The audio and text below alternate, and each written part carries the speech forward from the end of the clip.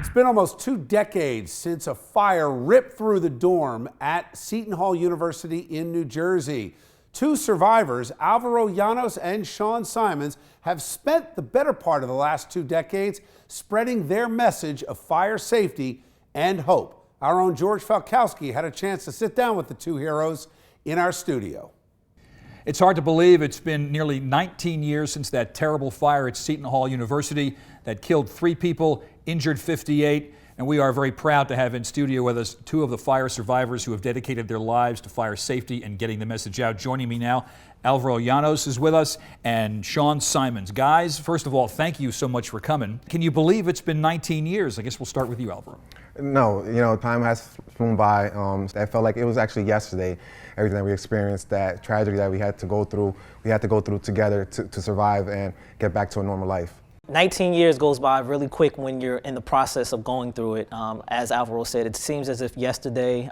We have been fortunate enough to be able to survive this and be able to use our story to try to help prevent something like this from happening on other college campuses across the country. Just in the aftermath of the fire, what was that first number of months and years like for you? I was in a coma for 3 months, and my first stay in the hospital was about 9 months. It took me about 5 years to recover. During that process, I had over 30 surgeries.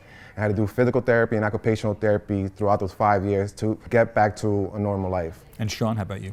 So for me, I wasn't burned as bad as Alvaro was. I was in a coma for about a month in the hospital for a little bit over 2 or 3 months, and then had to come back and do occupational and physical therapy at St. Barnabas Medical Center in Livingston for almost a year. It was very a dueling process to go through with the therapies, trying to learn how to do things over again, like learn how to walk and talk and even use your hands to do the simple things in life. Well, now you guys have taken tragedy and you've turned it into something super positive. Tell us about your crusade to go around, not just the country, but around the world, preaching fire safety, whether it's in dorms, homes. Yeah, our goal is to teach fire safety to students across the country so they don't have to go through what we went through. Just bring them that awareness.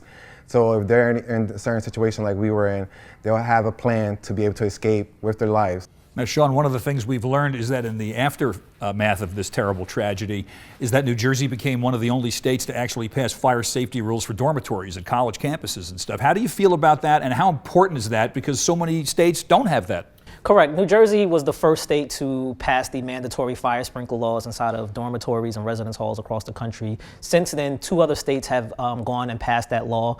There are a number of states that we go to across the country where we go to college campuses where they are not 100% sprinkled. And to me, that drives me crazy because the potential of it happening again is still there. Me having 2 teenage sons, I fear that when some of their friends may go to college, they don't ask the questions about, are there fire sprinklers here? What are your fire protection plans? And it's a mission of Alvaro and I to try to get out there and speak to young adults to say, look, you can ask these questions. You have the right to go on a campus that has fire sprinklers to protect you at night. What type of inspirational reaction have you gotten from people on this? We get great feedback from the students afterwards where they want to share their personal tragedies.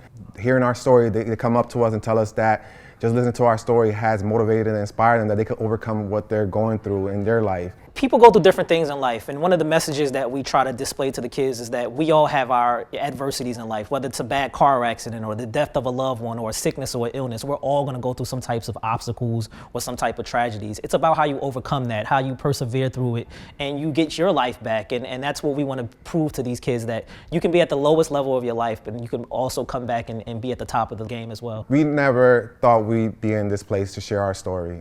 Especially for me, I never thought I'd be an inspirational speaker, being on stage sharing my tragedy. For me, it goes a long way because it shows how far I come from this tragedy. When this happened to us when we were 18 years old, we had 18-year-old dreams. We wanted to just finish college. We wanted to have fun. We wanted to just, have a regular life.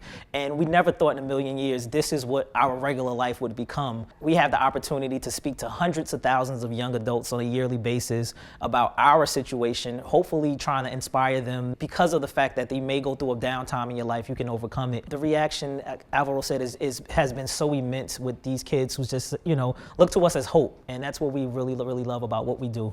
All right, well, Shawn, Alvaro Llanos, look, not just thank you for coming into the studio, but thank you for just making so much out of one of the worst things that could have ever happened to anybody. You guys are awesome, and I wish you all the best as we head into 2019. Thank you. Thank you.